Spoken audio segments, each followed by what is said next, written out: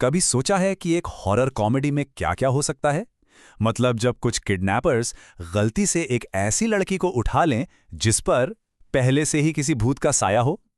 आज हम हेलो भूतनी की इसी मजेदार और पूरी तरह से उथल-पुथल भरी कहानी में गोता लगाने वाले हैं। इस फिल्म की वाइब समझनी है तो बस ये एक लाइन ही काफी है। सोचिए, एक किरदार पुलिस की गाड़ी की पेट्रोल टंकी में ही पेशाब कर देता है। बस यही एक लाइन हमें उन अजीबो-गरीब और कह सकते हैं बिल्कुल सिरफिरे किरदारों के बारे में सब कुछ बता देती है जिनसे हम मिलने वाले हैं। तो चलिए देखते हैं कि ये सब शुरू कैसे हुआ। तो ये कहानी किसी प्रोफेशनल शातिर क्रिमिनल्स की नहीं है ना, बिल्कुल नहीं।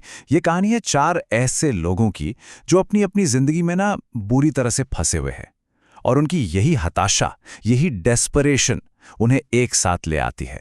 तो यहाँ एक बात तो बिल्कुल साफ है, हर किरदार किसी न किसी वजह से एकदम फंसा हुआ है। एक तरफ माँ के ऑपरेशन का सवाल है तो दूसरी तरफ गुंडों का कर्ज। मतलब सबकी अपनी अपनी मजबूरियां हैं और यही मजबूरियां उन्हें अमीर बनने की इस एक कह सकते हैं भयानक और जल्दबाजी वाली योजना अपनाने पर मजबूर कर देती हैं। और इस पूरी योजना का मास्टरमाइंड कौन है? अरे कोई और नहीं बल्कि खुद भतीजा चैतन्य। और उसका प्लान सुनने में तो बड़ा ही सीधा साधा लगता है, अपनी ही चचेरी बहन कीर्ति को किडनैप कर लो। सुनने में तो ये एक सिंपल सा प्लान लगता है ना, लेकिन भाई जैसा कि हर अच्छी हॉरर कॉमेडी में होता है, अगर कुछ गलत हो सकता है तो वो जरूर होगा। और यहां तो ये गड़बड़ लगभग तुरंत ही शुरू हो जाती है।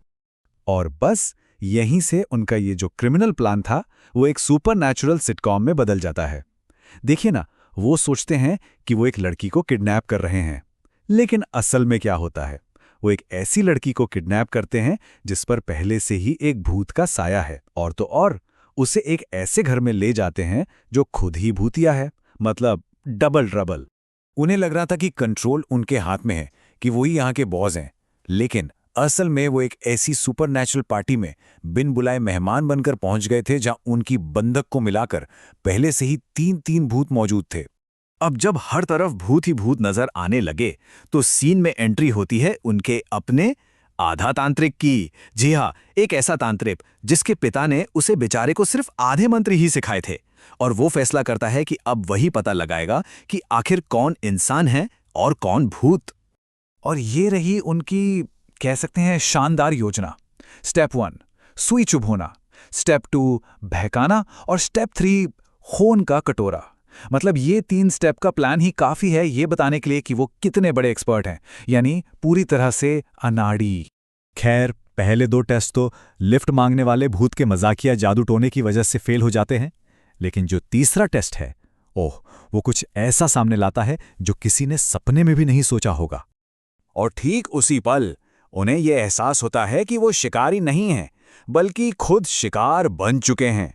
उनकी वो सीधी साधी दिखने वाली किडनैपिंग विक्टिम कीर्ति असल में उस घर की सबसे खतरनाक चीज है। अच्छा, तो कीर्ति पर तो भूत है ही, लेकिन सवाल यह है कि इस घर में एक और भूत क्यों है? अब वक्त आता है कहानी का दूसरा पहलू जानने का, हवेली की असली भूतनी की दुखद कहानी।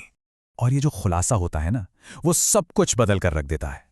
हमारे किडनैपर्स को ये समझ आता है कि वो अनजाने में एक सदी पुरानी एक बहुत बड़ी ट्रेजेडी का हिस्सा बन गए हैं। और अब वो एक ऐसी आत्मा के निशाने पर हैं जिसका गुस्सा, सच कहें तो पूरी तरह से जायज है। तो सिचुएशन क्या है? एक भूतग्रस्त बंधक, एक बदला लेने वाली घर की भूतनी और एक मजाकिया जादूगर भूत।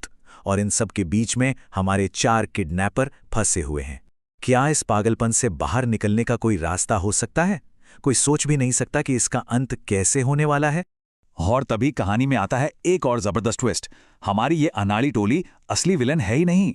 अरे उन्होंने तो अनजाने में एक बहुत गहरी साजिश में टांग अड़ा दी है। एक ऐसी साजिश जिसे राजनेता के दूसरे भतीजे भार्गव ने रचा था। और फिर वो होता है जो किसी ने सोचा भी नहीं था। उस पूरी तरह से अफरा तफरी के बीच हमारे किडनैपर्स और घर की भूतनी दोनों मिलकर एक टीम बन जाते हैं। क्यों? ताकि वो उस तांत्रिक के जादू से लड़ सकें और उस लड़की को बचा सकें जिसका उन्होंने खुद ही अपहरण किया था। क्या कमाल की बात है ना?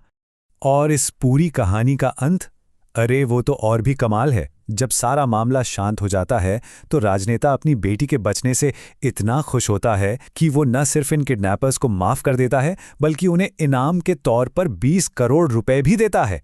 जी हाँ, बिल्कुल सही सुना, उन्हें उनकी फिरौती की रकम आखिरकार मिल ही जाती है।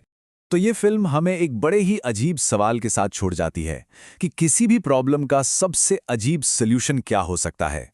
जैसा कि हेलो भूतनी में हमने देखा, कभी-कभी सबसे ज्यादा उथल-पुथल वाला रास्ता, जो फेल हुए प्लान्स और कई सारे भूतों से भरा हो, वही किसी तरह सही मंजिल तक पहुंचा देता है। जरा सोचिए, इससे ज्यादा अजीब सॉल्यूशन और क्या ही हो सकता है।